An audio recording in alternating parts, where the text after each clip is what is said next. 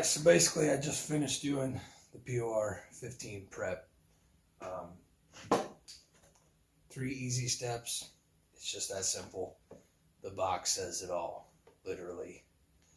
I didn't do a video on this of the process because I really didn't know how long it was going to take.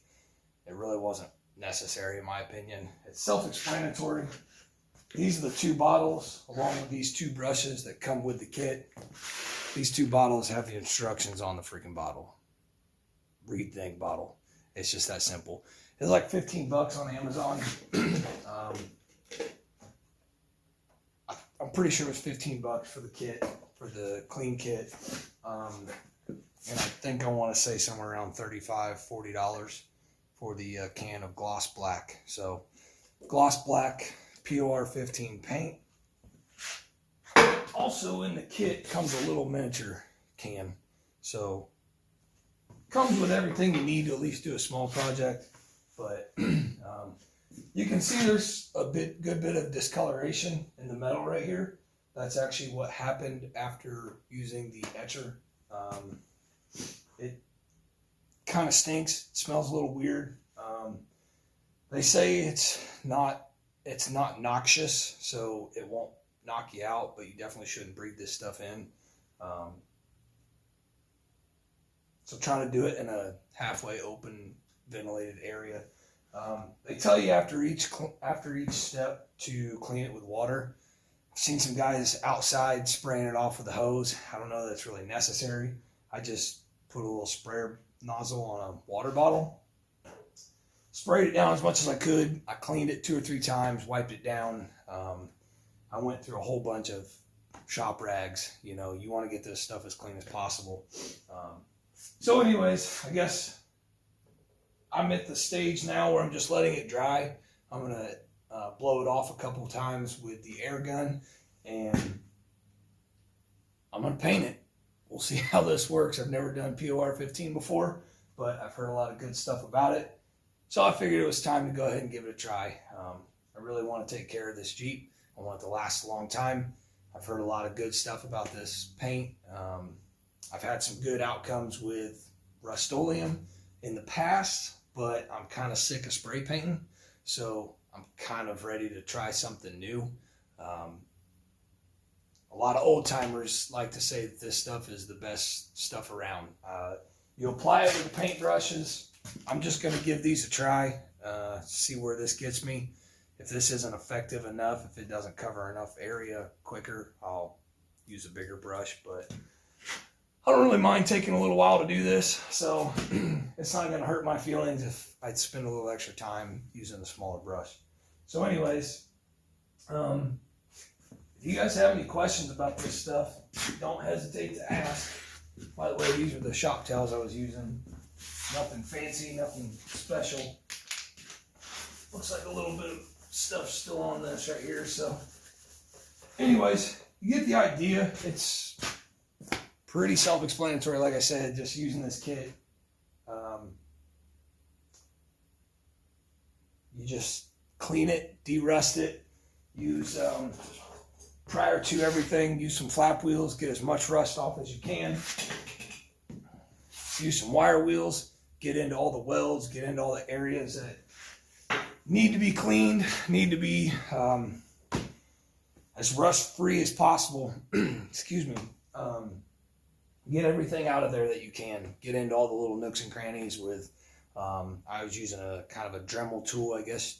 It's a die grinder with burr bits on them, but you could use a Dremel tool. You could use, you know, small sanding wheels to get like up in the shock mounts and stuff like that, in all those little tight areas. So you really want to clean those small spots because that's definitely where you're going to have the biggest problems with corrosion and things like that. Welds always seem to corrode a lot quicker, so you know, if you let any of these projects set over a while, those welds will start to get a little bit of corrosion build up. So all this stuff is, I've welded all this stuff, so I had to go in there and be pretty meticulous about my cleaning process, get all the mill scale and all the, people say MIG doesn't have slag left behind, but it's almost impossible to prevent that completely. At least with my welder anyways. I don't know if other welders are better than mine, but my welder still leaves kind of like a small film that kind of flakes off. I call it slag. Unless I hit it with a wire wheel or some sort of a wire brush, it won't come off. You know, it'll mess up paint processes. So I always make sure to wire wheel everything after I weld. That's just me. I kind of go an extra mile. Sometimes it takes a lot of extra time, but in my opinion, it's worth it. You know, I don't want to keep doing this stuff every year over and over and over. So, I'll show you a quick look around the axle and we'll go from there. All right, so as you can see, I just got the brake brackets kind of loose and free. I didn't think it was worth pulling the axle shafts out.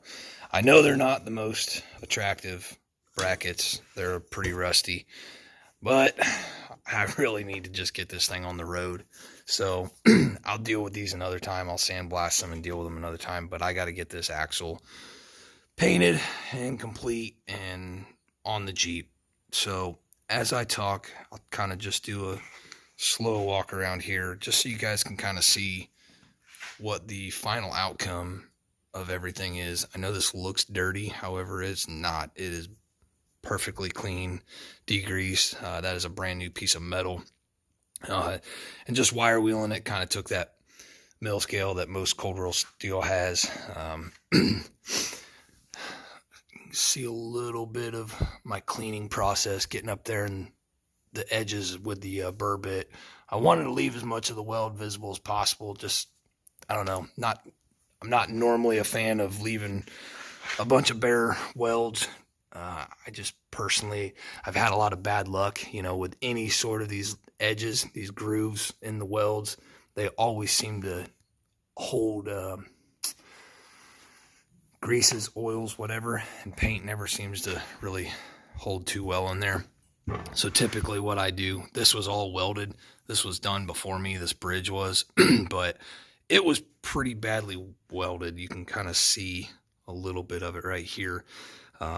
Just where, in my opinion, I didn't think it was necessary to get all on the inside. But what I did was I cleaned all this outer edge up right here. It was all welded and then just smoothed it over. So that's my personal preference. It's a lot easier to clean that, prep that, and get it ready for paint.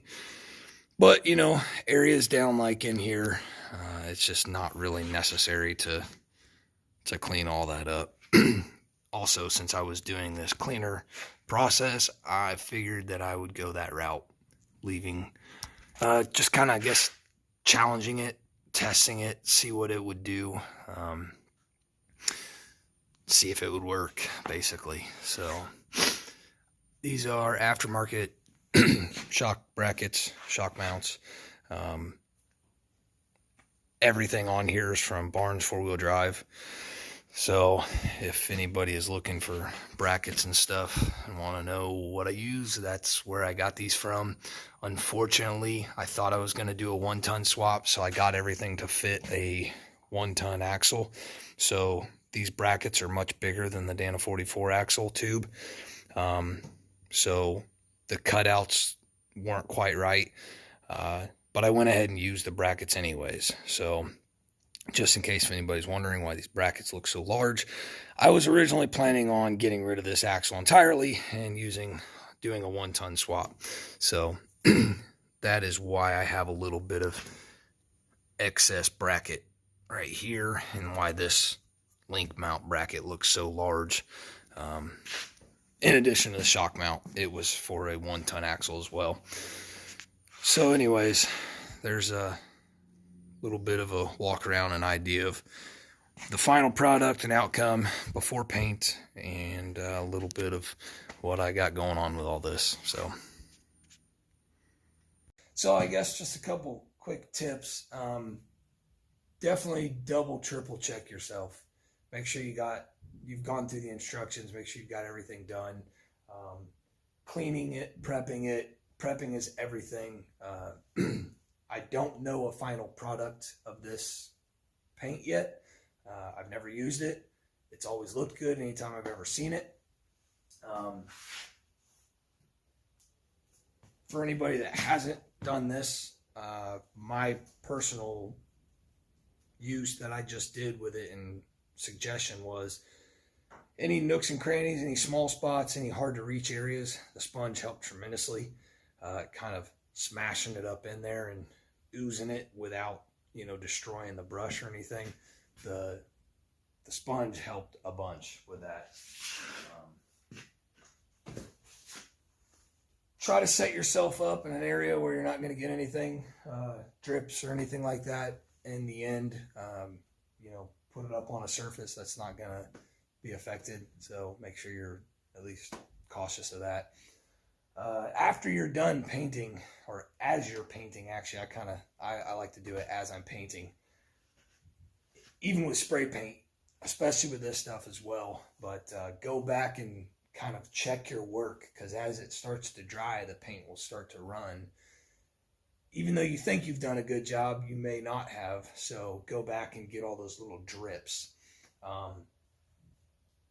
It happens, you can't do it perfect every time. There's going to be corners, edges where you kind of roll the sponge, kind of slide the sponge over the edge, and it's going to kind of squeegee the sponge out. So you can try to get that stuff as you're painting, but it's hard to get it all. So kind of go back and double check all your edges and corners and the low spots. Make sure everything's clean of drips.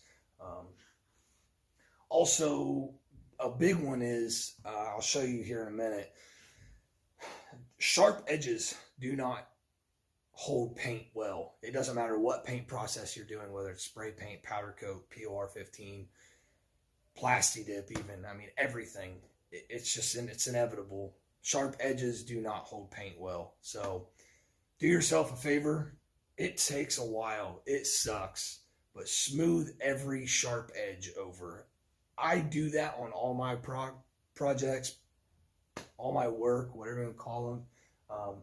But believe it or not, it still wasn't even enough on this axle. So I've got some sharp edges I'll show you here in a little bit. This stuff's pretty thin. Even though I'm applying it with a paintbrush and a sponge, I was pretty impressed with it. I was pretty happy with it. You could see the streaks to begin with, but as it dried, it kind of flattened itself out and it kind of spread into itself. So all those lines started to disappear. There's kind of some bubbling, kind of some speckles, I guess you could say. I thought about hitting it with the torch to try to help some of the bubbles go away, but I just don't really want to damage the paint. I haven't seen anybody do that. I don't know if that's a good thing to do or not, but I'm not that big of a stickler on it. If anything, after I get done painting it, the flat surfaces that are visible, I may go back and sand over, and then I'm going to do a final coat with spray paint just to kind of smooth everything out in the end.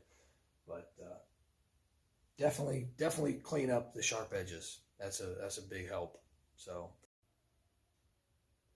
here are some of those sharp edges I was talking about. You can kind of see right here along the top of this link bracket. Heck, even on the welds, you can see where it's kind of thin.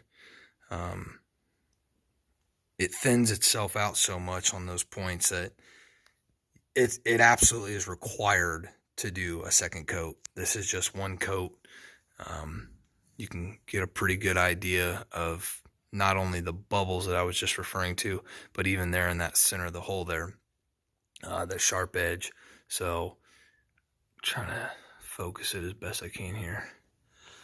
I got a brush piece. You can see the speckles, the bubbles, whatever you want to call them, pretty bad there. But anyways, I'm pretty pleased with it. It came out nice in my opinion, and I think long term, I think it'll last really good. It's a good base coat, so it's kind of like a primer, if you will. It's a good solid paint from what I understand. So if you ever need to paint over this, I might spray paint over it, but I don't think that'll be necessary. This stuff looks pretty awesome. So All right, so I just want to throw it out there that POR 15 is awesome on tube. It also is better with a paintbrush than it is with the sponge. These are the two that I'm referring to. This paintbrush worked wonders, whereas the sponge left bubbles, kind of speckles. This tube literally almost looks like it is powder coated. It is impressive, I will have to say. This is a little bit bubbly here. I don't know, maybe it's a drying process, but the axle, however, is pretty badly bubbly. But it's still got a gloss finish to it, and it's sandable. So this is dry to touch now, but this is all sandable. So I plan to sand it lightly and then top finish coat it with some spray paint. So definitely recommend the paintbrush, and I also recommend rinsing the project, whatever the surface is that you're working on.